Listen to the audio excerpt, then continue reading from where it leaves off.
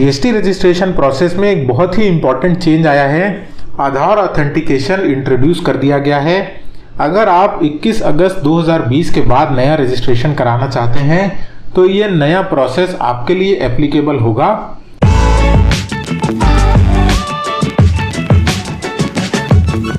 Hello everyone, मेरा नाम है सीए गुरप्रीत सिंह भल्ला और आप देख रहे हैं कंसल्ट गुरप्रीत।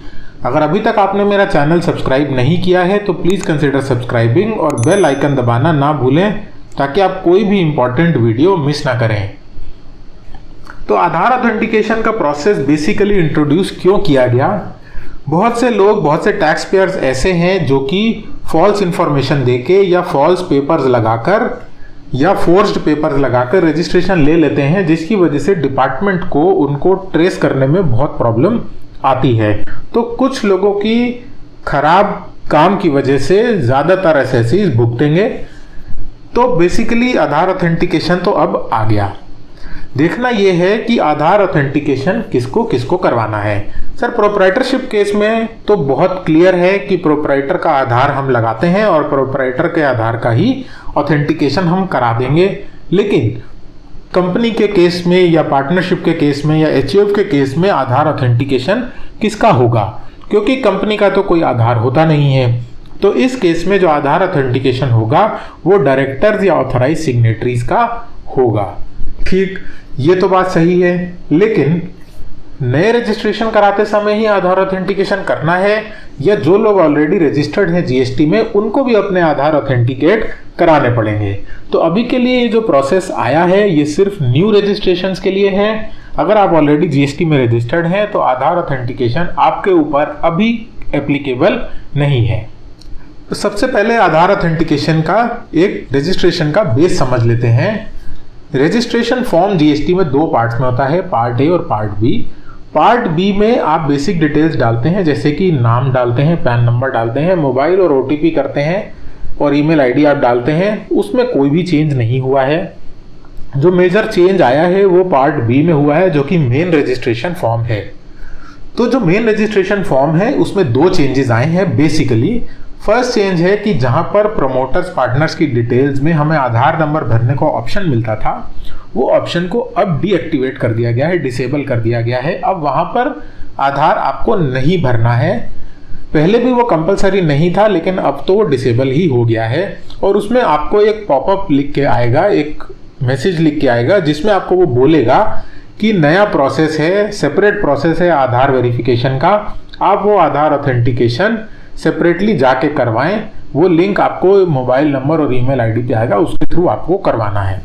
प्लस आधार ऑथेंटिकेशन कराने के लिए अगर आप यस करते हैं रजिस्ट्रेशन भरते समय तो आपके पास वेरिफिकेशन पेज से पहले एक नया पेज आ जाएगा जिसमें आधार ऑथेंटिकेशन की सारी डिटेल्स आपको करनी पड़ेंगी। तो ये दो चेंजेस बेसिकली आएंगे। तो इससे ये बात तो समझ में आ गई और साथ ही साथ इस पॉपअप मैसेज से ये बात समझ में आ गई कि ये जो आधार ऑथेंटिकेशन होना है ये इसका एक लिंक आपके मोबाइल नंबर और ईमेल आईडी पर आएगा। उस लिंक से आपको लिंक ओपन करके उसमें अपना ओटीपी डाल के, आधार नंबर डाल के ऑथेंटिकेशन कराना पड़ेगा। इसमें एक बहुत बड़ा कंफ्यूजन और बहुत बड़ी फस क्रिएट हो रही है क्योंकि पोर्टल एज यूजुअल कुछ ना कुछ गलती तो करता ही है। तो पोर्टल ने क्या किया कि जब भी आप आधार ऑथेंटिकेशन कराने जा रहे थे तो आपके पास मोबाइल नंबर और ईमेल आईडी दोनों ही आपके आधार से लिंक होने चाहिए। अगर आपका एक भी चीज़ लिंक नहीं है आधार से तो पोर्टल वेरिफिकेशन करने की परमिशन नहीं दे रहा था। लेकिन इस बात को सही कर दिया गया है, इस प्रॉब्लम अब सही कर दिया गया है। अगर सिर्फ मोबाइल नंबर या ईमेल आईडी दोनों में से कोई भी एक चीज़ आपके आधार से लिंक है तो आप ये वेरिफिकेशन इजीली करा पाएंगे। तो ये एक बड़ी प्रॉब्लम थी जो अब सॉल्व हो गई है, जो 3-4 दिन बहुत से टैक्स पेयर्स को फेस करनी पड़ी थी। अब आ जाते हैं प्रैक्टिकल एस्पेक्ट पे। मैं आपको ये समझाऊंगा कि 21 अगस्त के बाद ये नया प्रोसेस एप्लीकेबल होने के बाद अब जीएसटी रजिस्ट्रेशन कैसे वर्क करेगा, कैसे काम करेगा। तो पहले तो एक सिंपल सिंगल प्रोसेस था, वैसे ही काम करता था, लेकिन अब बेसिकली जीएसटी रजिस्ट्रेशन के दो प्रोसेसेस हो गए। Option 1 and option 2। ऑप्शन 1 वो हुआ कि जब आप आधार ऑथेंटिकेट कराएंगे, और ऑप्शन 2 वो हुआ जब आप आधार ऑथेंटिकेट नहीं कराएंगे। तो नहीं कराने के दो कारण हो सकते हैं, या तो आप पहले ही मना कर दें कि हम आधार ऑथेंटिकेट नहीं करवाना चाहते, और दूसरा ऑप्शन ये है कि आपने फॉर्म भरते समय तो यस कर दिया, लेकिन गिवन टाइम पीरियड के अंदर आप आधार ऑथेंटिकेट नहीं करा पाते हैं।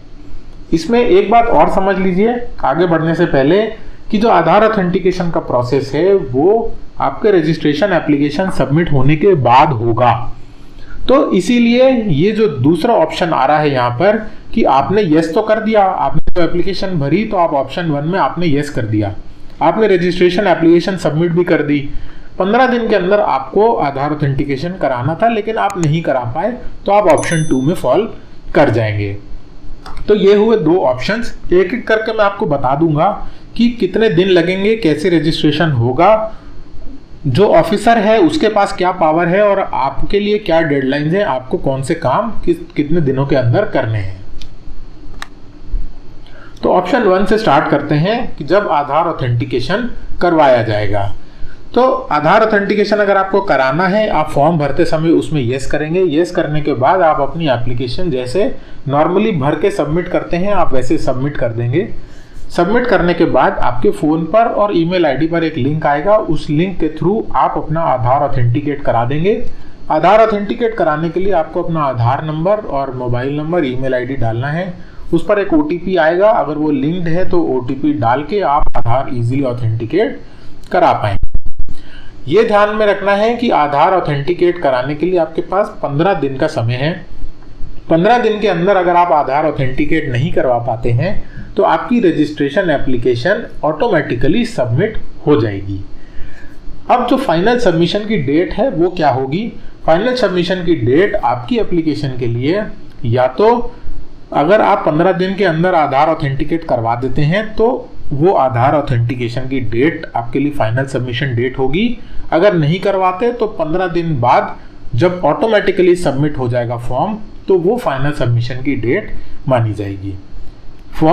एप्लीकेशन सबमिट होने के बाद अगर सब कुछ सही पाया जाता है तो विद इन 3 वर्किंग डेज आपको अप्रूवल हो जाएगा एप्लीकेशन का और GST नंबर ग्रांट कर दिया जाएगा।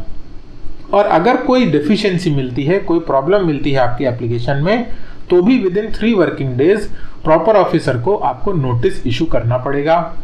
नोटिस इशू होने के 7 दिन के अंदर अंदर आपको रिप्लाई करना पड़ेगा उस नोटिस का, और जब आप नोटिस का रिप्लाई करेंगे उसके 7 दिन के अंदर अंदर अगर प्रॉपर ऑफिसर सेटिस्फाइड है तो वो आपकी एप्लीकेशन एक्सेप्ट कर लेगा और GST नंबर ग्रांट कर देगा।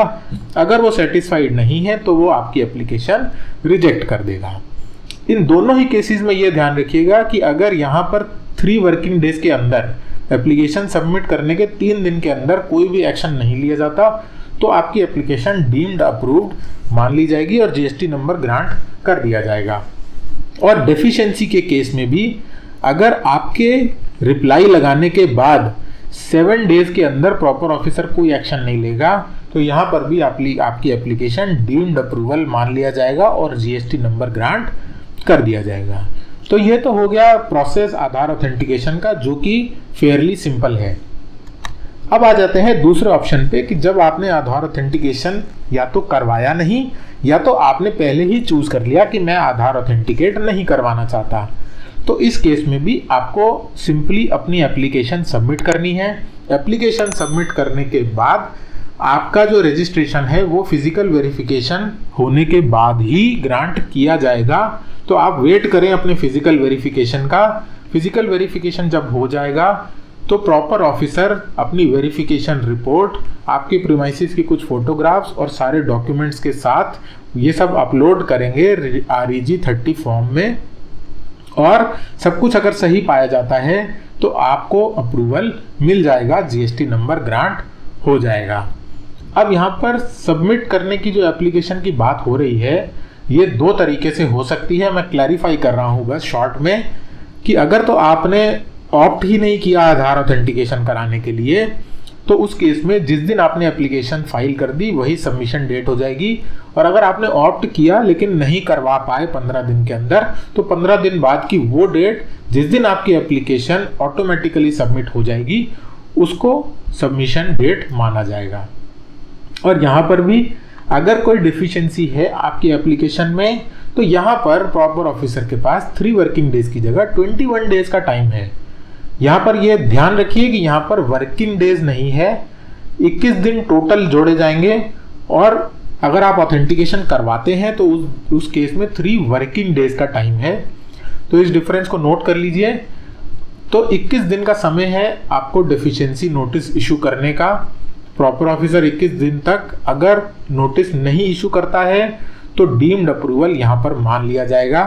तो डिफरेंस खाली आप देख सकते हैं कि फिजिकल वेरिफिकेशन की वजह से 3 दिन का काम 21 दिन तक अपने आप बढ़ गया, लंबा हो गया। आपके पास फिर से 7 डेज डेफिशिएंसी नोटिस इशू होने के बाद 7 डेज का टाइम है उसके लिए रिप्लाई करने का। आपके रिप्लाई करने के बाद फिर से 7 डेज का टाइम है प्रॉपर ऑफिसर के पास कि वो आपकी एप्लीकेशन को एक्सेप्ट या रिजेक्ट कर सकते हैं। तो ये था बेसिकली प्रोसेस कि अगर आप आधार ऑथेंटिकेशन करवाते हैं या आधार ऑथेंटिकेशन नहीं करवाते हैं तो दोनों ही केसेस में आपको रजिस्ट्रेशन कैसे ग्रांट होगा। तो 2 सबसे बड़ी चीज़ें यहाँ से कंक्लूड हम कर सकते हैं।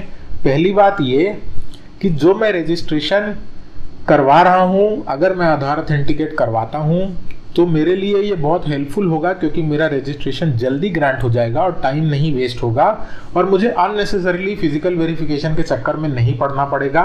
तो ये सजेस्टेबल है, ये सेंसिबल है कि जहाँ तक पॉसिबल हो आप आधार ऑथेंटिकेशन के साथ ही रजिस्ट्रेशन करवाएं। और दूसरी बात ये कि आधार ऑथेंटिकेशन करवाने के लिए आपका मोबाइल नंबर आपके आधार से लिंक्ड होना चाहिए या ईमेल आईडी लिंक्ड होनी चाहिए। दोनों में से कुछ भी अगर लिंक्ड है तो आप आधार ऑथेंटिकेशन का प्रोसेस इजीली करवा पाएंगे। अगर आपको ये वीडियो हेल्पफुल लगता है तो आप इसको ज़्यादा से ज़्यादा लोगों के साथ शेयर करिए, वीडियो को लाइक करिए। Thank you so much for watching the video.